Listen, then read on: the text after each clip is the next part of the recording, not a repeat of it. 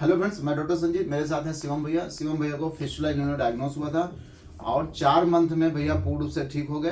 तो भैया से थोड़ा समझेंगे कि इनको बीमारी डायग्नोस कैसी हुई थी और कैसे मतलब ठीक हुए, और ड्यूरिंग द ट्रीटमेंट अपने इलाज के दौरान भैया को कितना दिन हॉस्पिटल में स्टे करना पड़ा या घर पे आराम करना पड़ा, और इलाज के दौरान कितना दर्द हुआ, कितना इनको दिक्कत हुई।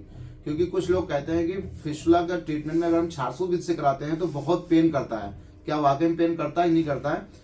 शिवम भैया का इनका जो छासू किया गया था वो 19 मार्च 2024 में पहली बार इनको छासू लगे किया था। 4 मंथ बाद भैया ठीक हो गए थे और लगभग अब 6 मंथ लगभग 6 मंथ और हो गए हैं भैया को। तब से एक भी दिन ऐसा कोई दिक्कत नहीं आई है कि इनको लगे कि इनको दोबारा हुआ या कभी कुछ हुआ कि बेटा ऐसा कुछ भी नहीं। थोड़ा सा शिवम रिपोर्ट हम लोग देख सकते हैं। ये शिवम भैया इनकी रिपोर्ट हम लोग देख सकते हैं। ये एंटीरियर साइड में फिस्टुला ट्रैक था। इसमें length of the fistula track नहीं लिखी है, लेकिन जो इनका ट्रैक था वो काफ़ी बड़ा था। लगभग 10 से 12 सेंटीमीटर का ट्रैक था और एंटीरियर साइड में था ग्रेड 1 का फिस्टुला, लेकिन बहुत लंबा ट्रैक था। एनल कैनाल से लेके बेस ऑफ स्क्रोटम तक था। क्यों बेटा? हाँ, तो आप बताएंगे बेटा 400। सबसे पहले तो बताना चाहूँगा कि डॉक्टर साहब ने बहुत ही समझ लीजिए कॉपरेट किया है डे 1 से, क्योंकि मैं इलाज कराने आया था उस दिन से जो है मुझे बताया कि दर्द भी बहुत कम होगा, और एक्चुअल में दर्द भी बहुत कम हुआ। और मैं समझ लीजिए जब ऑपरेट करने आया था तो मुझे लगा कि मैं पहली बार तो मैं बहुत डरा हुआ था, फिर उसके बाद मुझे लगा कि मैं कैसे करूँगा, कैसे क्या होगा।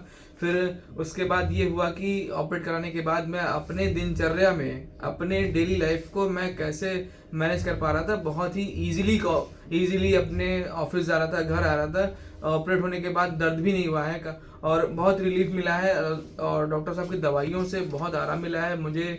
4 मंथ में बहुत अच्छा रिस्पांस मिला है। तो मैं आप लोगों से ये रिक्वेस्ट करूंगा कि आप लोग भी यहाँ पे अपना ट्रीटमेंट कराएं और दिखाएं अच्छे से। और यहाँ के स्टाफ भी मैं बताना चाहूँगा बहुत अच्छे से कोऑपरेट किया है, वो चाहे मेडिसिन सेक्टर से हो या नर्स स्टाफ हो, चाहे असिस्टेंट डॉक्टर्स हो, चाहे कोई भी बंदा हो, वो पूरी तरीके से हमको कोऑपरेट किया है और मैं पूरी तरीके से ठीक हूँ और आज मैं स्वस्थ हूँ बिल्कुल। Thank you so much. थोड़ा सा मैं बताना चाहूँगा, छारसूत के प्रति लोगों के मन में थोड़ा सा भय है। लोग लगता है बहुत पेन होगा, तो भैया ने पेन के बारे में बता दिया कि इन्होंने ड्यूरिंग द ट्रीटमेंट जितना भी इनका 4 महीने का जो ट्रीटमेंट चला, इन्होंने अपनी जॉब को बहुत, हाँ एक आध दो दिन जैसे दर्द होता है तो हो सकता है ना जाते हों, अदरवाइज इन्होंने अपनी जॉब को कभी छोड़ा नहीं।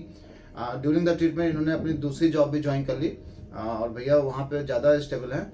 और सबसे इम्पोर्टेंट चीज़ है साफ़ सफाई। जैसे भैया की वाइफ हैं, इन्होंने सुबह शाम जो फिस्टुला ट्रैक की साफ सफाई होती है, जैसे हम लोग अक्सर बताते हैं कि अगर फिस्टुला ट्रैक है और उसकी अगर आप सुबह शाम साफ सफाई करते हैं तो आप विश्वास करिए, ना तो दर्द होता है, ना तो ज़्यादा पस आता है, ना तो वहाँ पे ब्लीडिंग या कुछ भी मतलब ऐसा साइन सिम्टम नहीं मिलता जिससे हम बहुत ज़्यादा परेशान हो जाएं।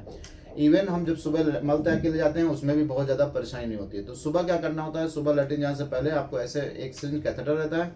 जैसे ये ऑयल है, स्पेशली हम लोग जो करते हैं, और पास में का बेटा, जैसे हम लोग करते हैं, जैसे हमने ऑयल लिया तो ऑयल को क्या किया, हमने ऑयल इसमें भर लेते हैं। जैसे हमने इसको ऑयल भरा तो ये 3 ml तक ऑयल भरा, हमने क्या किया, लैट्रिन रास्ते में इसको पुश कर दिया। तो जब लैट्रिन रास्ते में ऑयल पुश कर देते हैं तो हमारी जो गुदा मार्ग होती है वो बिल्कुल चिपचिपी हो जाती है, यानी उसमें स्लिपी हो जाती है, तो मल हमारा आसानी से फिसल के बाहर आ जाता है।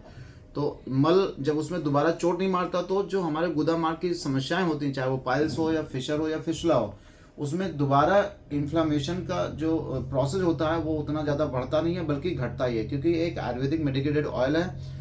इससे क्या होता है, घाव बहुत तेजी से हील करता है। क्यों बेटा? बिल्कुल बिल्कुल। ड्यूरिंग द ट्रीटमेंट इतना पस नहीं आता कि आदमी का मतलब आदमी जॉब पे जा रहा है तो उसका पैंट खराब हो जाए या कपड़े खराब हो जाए। नहीं, कपड़े बिल्कुल खराब नहीं होते थे, बल्कि ड्रेसिंग प्रॉपर हम सुबह और शाम कराते थे, तो उससे हमें काफ़ी हेल्प मिली है। तो सुबह लैट्रिन जाने से पहले ऑयलिंग करनी होती है। आने के बाद गुनगुने पानी में, जैसे हम लोग स्पेशली फिटकरी का पानी, फिटकरी में सिकाई कराते हैं। कुछ लोग एंटीसेप्टिक सोल्यूशन का भी सिकाई कर सकते हैं। अकॉर्डिंग टू डॉक्टर चॉइस होता है, डॉक्टर कौन सा आपको एंटीसेप्टिक सोल्यूशन एडवाइस कर रहे हैं या फिटकरी या स्फटिका भस्म यूज कर रहे हैं, ये डिपेंड करता है डॉक्टर की अपनी चॉइस पे। तो अगर आप सुबह शाम ऑयलिंग कर लीजिए, सिकाई कर लीजिए, शाम को भी सेम यही प्रोसीजर कर लीजिए, सिकाई तेल डाल के सिकाई कर लीजिए, आप विश्वास करिए आपको दर्द नहीं होगा, ना ज़्यादा पस आएगा, ना तो आपको दोबारा होने की संभावना। जो लोग कहते हैं कि मलद्वार की बीमारी का इलाज ही नहीं है, कहते हैं कि 1 बार करा लो, 2 बार करा लो, 3 बार ऑपरेशन करा लो, तो ऐसा नहीं है। अगर आप सही से केयर करते हैं तो आप विश्वास करिए आपको मलद्वार की समस्या आपको परेशान नहीं करेगी, आपकी लाइफस्टाइल में कोई बदलाव नहीं आएगा और एकदम ट्रीटमेंट के दौरान भी आप अपनी लाइफ को अच्छे से व्यतीत कर सकते हैं जैसा कि पहले करते थे। बिल्कुल बिल्कुल। धन्यवाद।